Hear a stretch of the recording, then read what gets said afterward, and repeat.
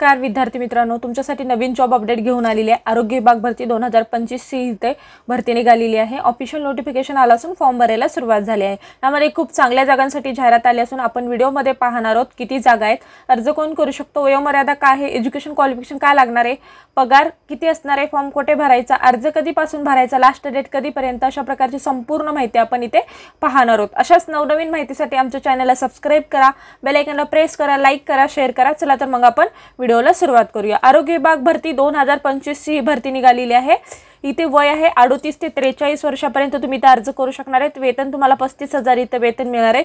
अर्ज पद्धती ऑफलाइन आहे, परीक्षा न देता मिळेल नोकरी। इथे कुठल्याही प्रकारची परीक्षा नसणार आहे आणि त्यामध्ये तुम्हाला इथे परीक्षा न देता तुमची इथे निवड होणार आहे। कुठल्याही प्रकारची इथे परीक्षा घेतली जाणार नाही। त्यानंतर आपण संपूर्ण सविस्तर माहिती पाहूया। पीडीएफ नोटिफिकेशन सुद्धा इथे पाहणार आहोत। बघा, NHM 2025 या अंतर्गत ही भरती निघालेली आहे। राष्ट्रीय आरोग्य अभियान सातारा अंतर्गत इच्छुक आणि पात्र उमेदवारांकडून अर्ज मागवण्यात येत आहे। अर्ज हे ऑफलाइन पद्धतीने करायचे आहे आणि अर्ज करण्याची तारीख आहे 10 ऑक्टोबर 2025 पर्यंत तुम्ही इथे अर्ज हा करू शकता। विभागाचे नाव काय आहे? आरोग्य विभाग या अंतर्गत ही भरती निघालेली आहे। पद संख्या किती आहेत? तर इथे 3 जागांसाठी भरती होणार आहे आणि पदाचे नाव काय आहे? रुग्णालय व्यवस्थापक, जिल्हा गुणवत्ता मूल्यांकन आणि समन्वय, जिल्हा कार्यक्रम समन्वय यासाठी इथे जागा असणार आहेत। तुम्हाला इथे वयोमर्यादा किती लागणार आहे? 38 ते 43 वर्षापर्यंत तुम्ही इथे फॉर्म भरू शकता। कोण अर्ज करू शकतात? तर महाराष्ट्र राज्यातील उमेदवार इथे अर्ज करू शकतात। अनुभव आणि फ्रेशर उमेदवार सुद्धा इथे अर्ज करू शकतात। अर्ज पद्धती ऑफलाइन तुम्हाला इथे करायची आहे।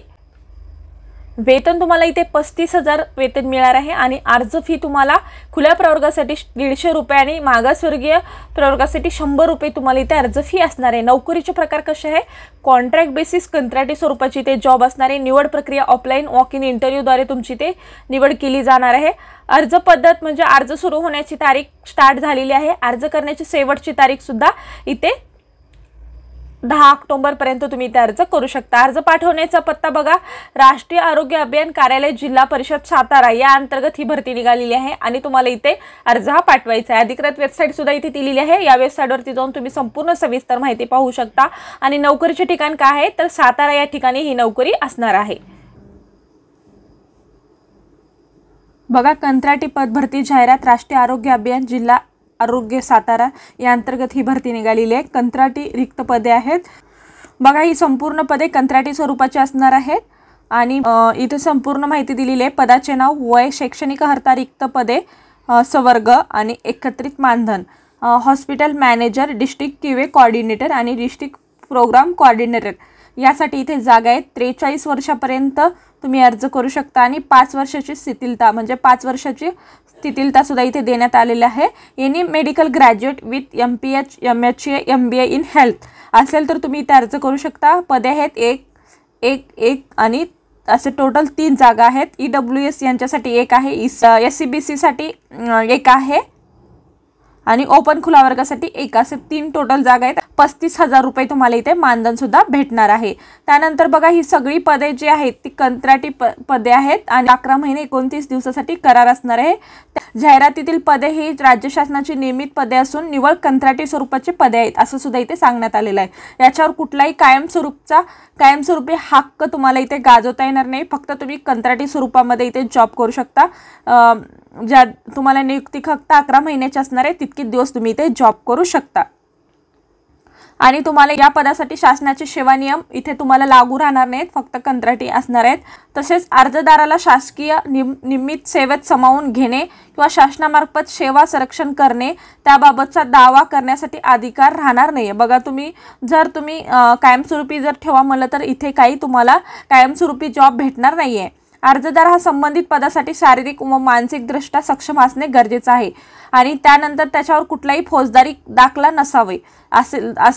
या अटीमध्ये जर तुम्ही बसत असाल तर तुम्ही ते अर्ज करू शकता। म्हणजे तुम्ही मानसिकदृष्ट्या सक्षम असणं गरजेचं आहे आणि कुठल्याही प्रकारचा फौजदारी कायदा किंवा गुन्हा तुमच्यावर दाखल नसणे गरजेचं आहे आणि तुम्हाला एकत्रित मानधन प्रत्येक महिन्यामध्ये इथे दिलं जाणार आहे।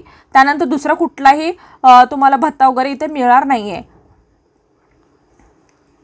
आणि त्यामध्ये जाहिरातीमध्ये जे जागा दिलेल्या आहेत त्यामध्ये बदल किंवा कुठलाही चेंजेस करण्याचा अधिकार फक्त मुख्य अधिकारी कार्यालयालाच किंवा अधिकाऱ्यालाच राहणार आहे, इतर कुणालाही हा हक्क राहणार नाही आहे। यापैकी म्हणजे हे जागा आहेत ते वाढू पण शकतात, कमी पण होऊ शकतात किंवा रद्दही होऊ शकतात। ही सगळी जबाबदारी आहे ते मुख्य कार्यकारी अधिकारीची असणार आहे।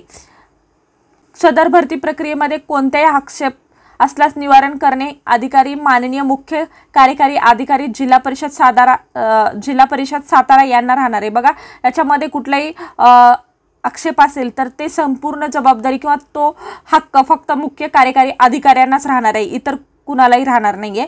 अर्जदाराला कंत्राटी कालावधीमध्ये सोयीनुसार ठिकाण बदलून मिळण्याची मागणी करता येणार आहे। बघा तुम्हाला सोयीनुसार जर तुम्ही तुमच्या जवळचं ठिकाण मागत असाल तर ते सुद्धा तुम्हाला इथं भेटणार नाहीये। जिथे तुम्हाला नियुक्ती केली जाणार आहे तिथेच तुम्ही जॉब करू शकता। भरतीमध्ये कुठलेही स्थगिती, रद्द करणे, वाढवणे, अटीमध्ये चेंजेस करणे हा सगळा अधिकार सुद्धा माननीय मुख्य कार्यकारी अधिकाऱ्यालाच असणार आहे। उमेदवार विवाहित नमुन्यात अर्ज, आवश्यक कागदपत्रे, छायांकित प्रती सगळे तुम्हाला व्यवस्थित देणं गरजेचं आहे। 1/10/2025 ते 10/10/2025 रोजी 10 ते 6 पर्यंत तुम्ही कार्यालयीन दिवशी म्हणजे उपस्थित राहून किंवा अथवा रजिस्टर स्पीड पोस्टाने मुदतीच्या आत तुम्हाला इथे अर्ज हा करायचा आहे।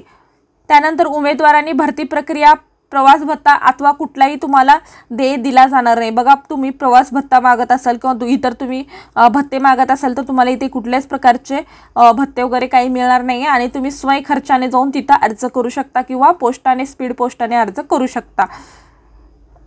भरती प्रक्रिया पूर्ण झाल्यानंतर भविष्यात जर एखाद्या ठिकाणी कर्मचारी यांना राजीनामा दिल्यामुळे जागा रिक्त झाल्यास नवीन भरती प्रक्रिया राबवण्यात नियमानुसार प्रतीक्षा यादीमध्ये गुणक्रमे पुढील उमेदवारांचे नियुक्ती आदेश दिले जातील। बघा ज्या प्रक्रियेमध्ये जर तुम्ही अर्ज केलात आणि तुम्ही राजीनामा दिलात किंवा कुठला अधिकारी कार्यकारी हॉस्पिटलमधला अधिकारी किंवा कार्यकारी जर राजीनामा दिला तर त्या जागी नियुक्ती करण्याचा अधिकार सुद्धा त्यांनाच राहणार आहे किंवा त्यामध्ये जे वेटिंग लिस्टमध्ये असणार आहेत त्यांना इथे नियुक्त केलं जाणार आहे असं सुद्धा इथे सांगण्यात आलेलं आहे।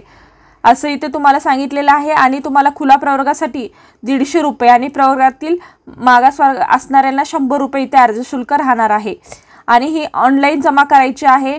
अर्ज सादर करताना सोबत ऑनलाईन जमा केलेली पावती प्रिंट कार्यालयात सादर करावी। तसेच मूळ